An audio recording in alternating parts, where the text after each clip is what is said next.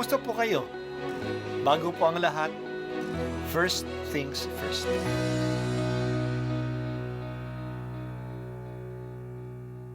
Good morning po. Sinisimulan po natin ngayon ang first things first. At dito po, tinatalakay natin sa unang bahagi ng umaga natin ay ang first readings na binabasa po sa banal na misa. Ito pong tinatalakay natin kasi madalas po kasi marami na tayong alam tungkol sa gospel readings. Pero konti po ang nagsasalita sa first readings. Pero ang first readings, bahagi din po yan ng Biblia, ng banal na kasulatan. Kaya susubaybayan po natin ang mga first readings, basahin po natin at kuminsan kailangan ng basahin ng 2 o 3 beses bago maintindihan kasi hindi po tayo familiar sa mga istorya at sa mga kaisipan na tinatalakay dito. Ang simula ng aklat ni Propeta Daniel. Nang 3 taon ng pamamahala ni Haring Joachim sa Huda, ang Jerusalem ay nasakop ni Haring Nabucodonosor. Pinabayaan ng Panginoon na bihagin niya si Haring Joachim at samsamin ang ilang kasangkapan sa templo ng Diyos. Lahat ng ito ay dinala ni Nabucodonosor sa templo ng kanyang Diyos-Diyosan sa Babylonia at inilagay sa silid na taguan ng kanyang kayamanan. Iniutos ng hari kay Aspenas, pinuno ng kanyang tauhan, na pumili ng ilang Israelitang kabilang sa angkan ng mga hari at ilan sa angkan ng mga maharlika. Ang pipiliin nila ay yaong kabataan, walang kapansanan, makisig, matalino, madaling turuan, may kaalaman sa lahat ng sangay ng karunungan upang maging karapat-dapat na lingkod sa palasyo. Ang mga ito ay tuturuan ng salitang Kaldeo. Iniutos ng hari na sila'y paglaanan ng pagkain at alak araw-araw mula sa kaniyang sariling pagkain at alak. 3 taon silang tuturuan bago maglingkod sa hari. Kabilang sa mga ito sina Daniel, Ananias, Misael at Azarias na pawang kabilang sa lipi ni Huda. Ngunit ipinasya ni Daniel na huwag tikman man lamang ang pagkain at alak na bigay ng hari upang hindi siya makakain ng mga bagay na marumi ayon sa kautusan. Kaya ipinakiusap niya kay Aspenas na huwag silang pakanin niyon. Niloob naman ng Diyos na siya'y makalugdan at pagbigyan nito. Ngunit sinabi niya kay Daniel, "Natatakot lamang ako sa gagawin sa akin ng mahal na hari kapag nakita niyang mas mahina kayo kaysa ibang kasinggulang ninyo.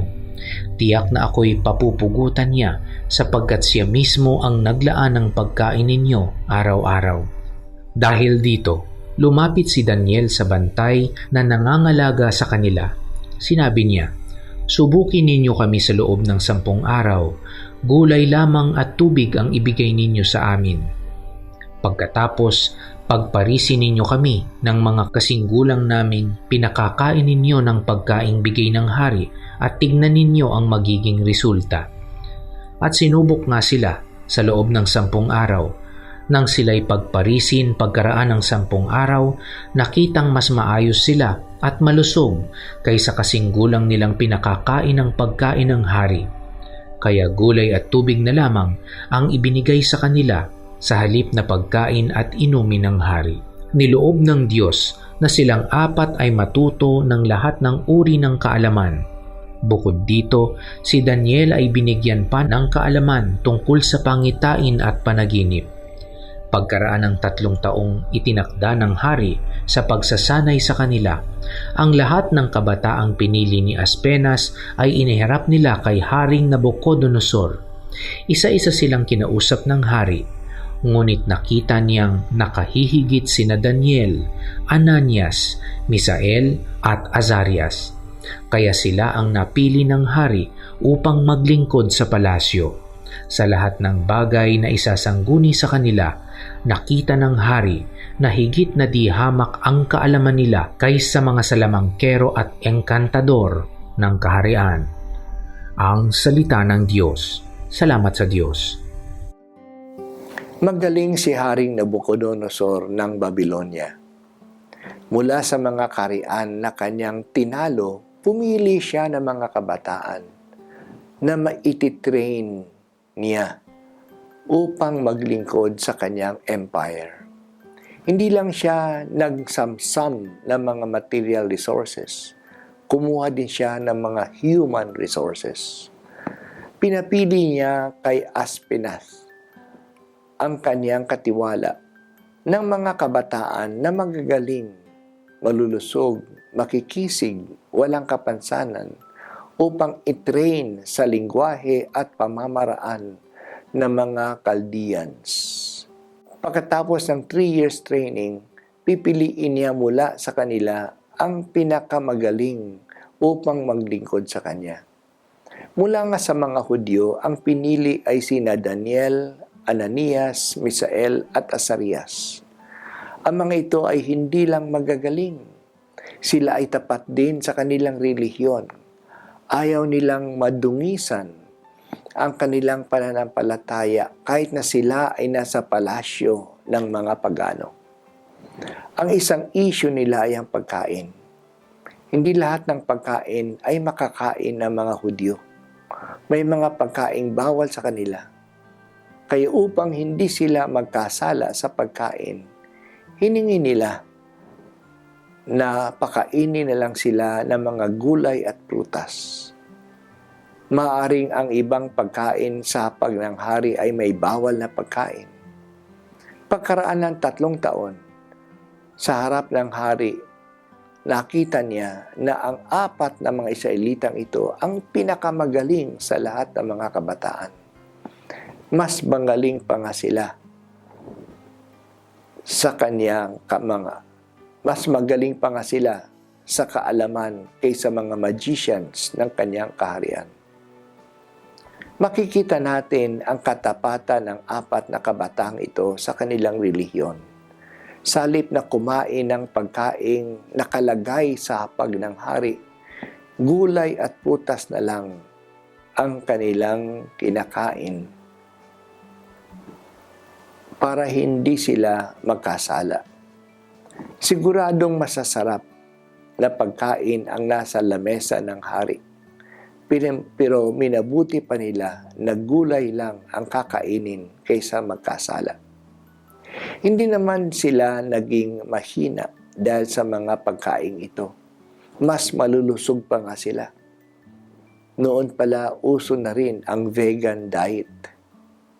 Ang mga kwento sa aklat ni Daniel ay nagpapakita na maaari naman palang mabuhay sa gitna ng mga dayuhan at maglingkod pa nga sa mga dayuhang hari at manatiling tapat sa kanilang pagiging Hudyo. Hindi kailangan lumayo sa iba para maging banal at matuwid. May mga adjustments lang na dapat nilang gawin, pero maaari silang manatiling tapat sa pananampalataya nila at makatulong pa sila sa mga hari nila sa kanilang paglilingkod sa palasyo ng mga dayuhan. Mahalaga ang halimbawang ito ng 4 na kabataan. Ngayon, alam natin na kumakalat ang kasamaan. Malakas ang hatak ng mga makamundong pamamaraan.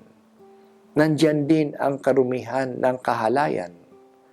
Kaya nga, may mga pananaw na nagsasabi na kailangang layuan at hiwalayan ang mundo upang manatiling malinis. Maaari namang gawin ito, pero maaari ring maging bahagi ng corporate world, ng gobyerno, ng business na hindi nagpapadala sa worldliness ng mundo. Ang mahalaga lang ay alam natin ang ating boundaries, kung ano ang masama at mabuti. Makikita natin na ang 4 na kabataang ito ay madalas nagdarasal. Yan din ang kailangan, panalangin, upang maging malakas tayo at hindi ma-influensyahan ng kasamaan. Bigyan mo po kami, Panginoon, ng paninindigan upang hindi kami matangay ng masasamang influensya ng mundo. Tulungan mo kaming manatili sa mundo pero hindi maging makamundo. Ito po ang unang pagbasa at ako po ay si Bishop Broderick Pabilio dito sa First Things First.